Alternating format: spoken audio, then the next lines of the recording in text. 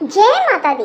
मेरे प्यारे भाइयों बहनों माताओं व बंधुओं, चैनल में आपका स्वागत है। बंधुओं, आज चैत नवरात्रि की अष्टमी तिथि और महागौरी का दिन। बंधुओं, आज मैं आपको चैत नवरात्रि के 8वें दिन महागौरी की कथा सुनाने जा रही हूँ। महागौरी का स्वरूप कैसा है, महागौरी के पूजन की विधि क्या है। बंधुओं, जो मनुष्य भी नवरात्रि के 8वें दिन महागौरी की कथा को सुनते हैं, महागौरी उन पर प्रसन्न होकर उनकी सभी मनोकामनाएं शीघ्र पूरी कर देती हैं। बंधुओं, पूर्ण विश्वास सच्ची निष्ठा के साथ महागौरी की इस कथा को सुने।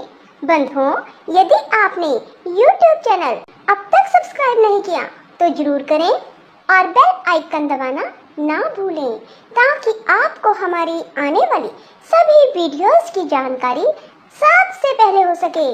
बोलो महागौरी की जय हो। बंधुओं, नवरात्रि के 8वें दिन माँ दुर्गा के 8वें स्वरूप महागौरी की पूजा की जाती है।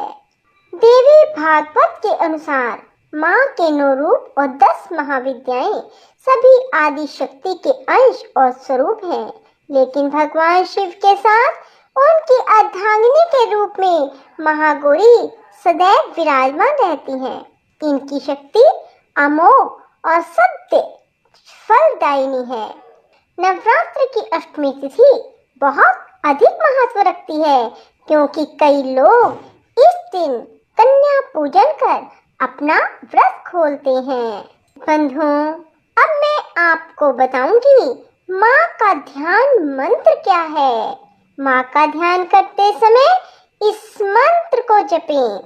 श्वेते वृषे समारूढ़ा श्वेत अंबर धरा शुचि महागौरी शुभम दद्यान महादेव प्रमोददा या देवी सर्वभूतेषु माँ गौरी रूपेण संस्थिता नमस्तस्यै नमस्तस्यै नमस्तस्यै नमो नमः।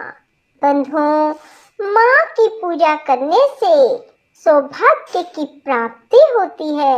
जो भक्त इस दिन कन्या पूजन करते हैं, वे माता को हलवा व चने का प्रसाद भोग लगाते हैं। उनकी माँ हर इच्छा पूरी करती हैं। अष्टमी के दिन कन्याओं को घर बुलाकर उनके पैरों को धुलाकर मंत्र द्वारा पंच उपचार पूजन करना चाहिए। रोली तिलक लगाकर कलावा बांधकर सभी कन्याओं को हलवा, पूरी, सब्जी और चने का प्रसाद देना चाहिए। इसके बाद उनसे आशीर्वाद ले अपनी सामर्थ्य अनुसार कोई भेंट व दक्षिणा देकर विदा करना चाहिए। ऐसा करने से भक्त की सभी इच्छाएं पूर्ण होती हैं और उन्हें सौभाग्य की प्राप्ति होती है। माँ का यह रूप मोक्षदायी है, इसलिए इनकी आराधना करने से हर असंभव कार्य संभव हो जाते हैं। बंधुओं, अष्टमी के दिन महागौरी को किस चीज का भोग लगाएं? नवरात्रि की अष्टमी तिथि को माँ को नारियल का भोग लगाने की परंपरा है। भोग लगाने के बाद नारियल को या तो ब्राह्मण को दें, अन्यथा प्रसाद रूप में वितरण कर दें। जो भक्त आज के दिन कन्या पूजन करते हैं, वह हलवा, पूरी, सब्जी और काले चने का प्रसाद बनाते हैं। महागौरी को गायन और संगीत अति प्रिय है। भक्तों को पूजा करते समय गुलाबी रंग के वस्त्र पहनने चाहिए। गुलाबी रंग प्रेम का प्रतीक है। एक परिवार को प्रेम के धागे से गूंथ कर ही रखा जा सकता है, इसलिए नवरात्रि की अष्टमी को गुलाबी रंग पहनना शुभ माना जाता है। बंधुओं, महागौरी का स्वरूप कैसा है? देवी भागवत पुराण के अनुसार महागौरी का वर्ण पूर्ण रूप से गौर अर्थात सफेद है। इनके वस्त्र और आभूषण भी सफेद रंग के हैं। माँ का वाहन वृषभ और बैल है। माँ के दाहिनी हाथ अभय मुद्रा में है और नीचे वाला हाथ में दुर्गा शक्ति का प्रतीक त्रिशूल है। महागौरी के बाएं हाथ के ऊपर वाले हाथ में शिव का प्रतीक डमरू है। डमरू धारण करने के कारण इन्हें शिवा भी कहा जाता है। माँ के नीचे वाला हाथ अपने भक्तों को अभय देता हुआ वर मुद्रा में है। माता का यह रूप शांत मुद्रा में दिखाई देता है। इनकी पूजा करने से सभी पापों का अंत हो जाता है। बंधुओं, माँ गौरी की तपस्या करना बहुत कल्याणकारी है। माता की तपस्या से प्रसन्न होकर भगवान शिव ने उनसे गंगा स्नान करने के लिए कहा।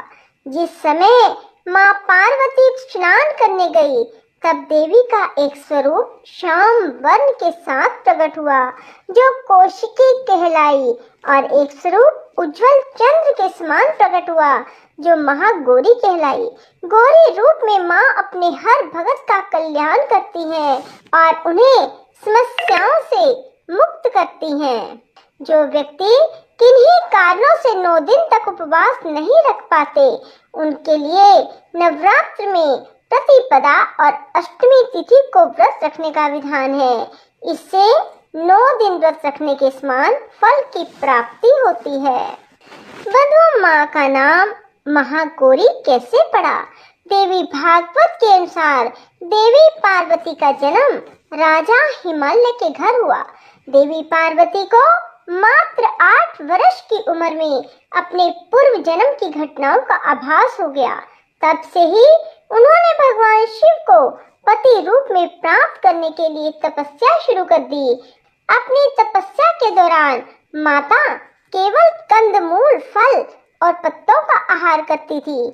बाद में माता पार्वती ने केवल वायु पीकर तप करना आरंभ कर दिया। तपस्या से देवी पार्वती को महान गौरव प्राप्त हुआ, इसलिए इनका नाम महागौरी पड़ा। इस दिन दुर्गा सप्तशती के मध्यम चरित्र का पाठ करना विशेष फलदायी होता है। बोलो महागौरी माता जी की जय हो। राधे राधे, जय श्री कृष्णा। बंधुओं, यदि आपको हमारी वीडियो पसंद आए तो इसे लाइक करें और शेयर भी जरूर करें। धन्यवाद।